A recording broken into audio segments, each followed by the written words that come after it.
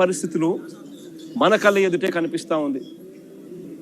ఇది జరిగిన ఘటనను చూసుకొని ఈ తల్లితో పాటు ఆ అబ్బాయి చిన్నమ్మనేమ్మ లాయరు దుర్గమ్మ, ఆ లాయరు వాళ్ళిద్దరూ డీజీపీ ఆఫీస్కి వెళ్ళి దుర్గమ్మ లాయర్ డీజీపీ ఆఫీస్కి వెళ్ళి రాతపూర్వకంగా ఇది జరుగుతూ ఉంది అని చెప్పి ఏకంగా కంప్లైంట్ ఇవ్వడం జరిగింది. కంప్లైంట్ ఇస్తే ఆ కంప్లైంట్ ఏమైంది, చివరికి చెత్తబుట్టలెక్కి డీజీపీకి కంప్లైంట్ ఇవ్వడం, డీజీపీ సిపికి పంపించడం, సిపి యాక్షన్ తీసుకోవాల్సింది పోగా సిపి ఏం చేస్తూ ఉన్నారు, తల్లి దగ్గరికి మిగతా వాళ్ళని పంపించి బేరం పెట్టించే కార్యక్రమం చేస్తూ ఉన్నారు. ఖచ్చితంగా ఏదో జరిగింది, నా కొడుకు ఏదో జరిగింది అని చెప్పి ఆ తల్లికి పూర్తిగా అర్థమై జూన్ 2వ తారీఖున హైకోర్టులో హీబియస్ కార్పస్ పిటిషన్ వేసి నా కొడుకును వీళ్ళు హత్య చేసినారు, నా కొడుకు కనిపించడం లేదు, నా కొడుకును దయచేసి నాకు చూపించండి అని చెప్పి తల్లి ఆవేదనతో పిటిషన్ వేసినారు. కోర్టు ఇంటర్వ్యూన్ అయ్యి హీబియస్ కార్పస్ మీద స్పందించే కార్యక్రమం చేస్తే ఆ తర్వాత మనలాంటి వాళ్ళు అందరూ కూడా జరుగుతూ ఉన్న అన్యాయాన్ని చూడలేక అందరూ కూడా ఆ తల్లికి సపోర్టుగా నిలబడితే అప్పుడు గత్యంతరం లేక ఈరోజు సిఐని సస్పెండ్ చేశారు. నేను అడుగుతా ఉన్నా, సిఐని ఎందుకు సస్పెండ్ చేశారని చెప్పి చెప్పగలరా? సిఐని ఎందుకు సస్పెండ్ చేశారని? సిఐని సస్పెండ్ ఎందుకు చేశారు? చంపేశాడనే కదా, మీరు దానికి ఒప్పుకున్నారు కాబట్టే కదా ఈరోజు సిఐని సస్పెన్షన్ జరిగింది.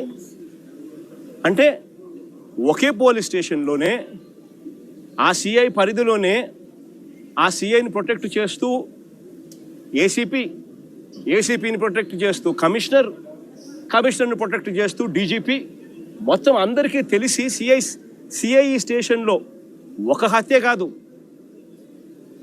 హత్య కాదు పోలీస్ స్టేషన్లో ఇలాగనే కొడుతూ ఒకరి చావుకు కారణమైతే ఇంకొకరు ఆత్మహత్య చేసుకుని వీడియో ద్వారా తన మెసేజ్ని తెలియజేసిన పరిస్థితి. నేను ఒకటే చెప్తా ఉన్నా, ఈరోజు సస్పెన్షన్ అంటే ఏంది?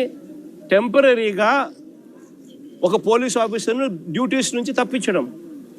అంటే ఒక మనిషి హత్య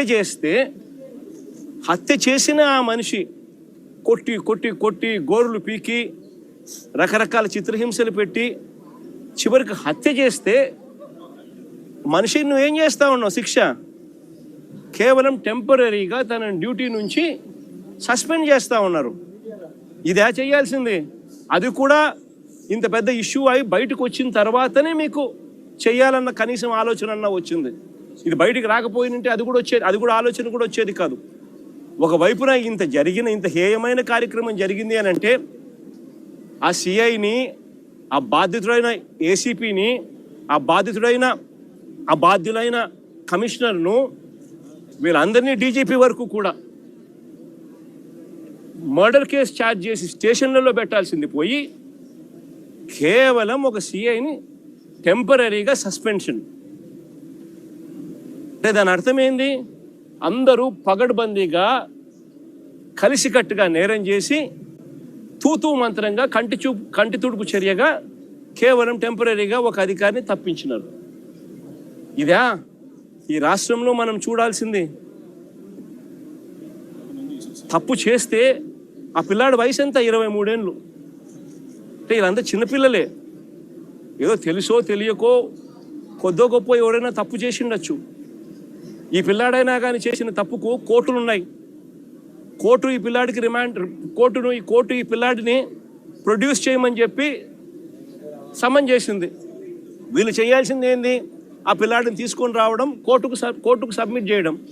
అది పోలీసులు చేయాల్సింది. ఏం శిక్ష వేయాలి, ఆ పిల్లాడు చేసిన తప్పేంది, ఆ తప్పులో నిజం ఉందా లేదా అన్నది ఆర్గ్యుమెంట్లు జరుగుతాయి, నిర్ధారణ చేస్తారు. ఆ తర్వాత జడ్జు తనకు ఏ శిక్ష కరెక్ట్ అని చెప్పి అనిపిస్తే ఆ శిక్ష కోర్టు వేస్తుంది.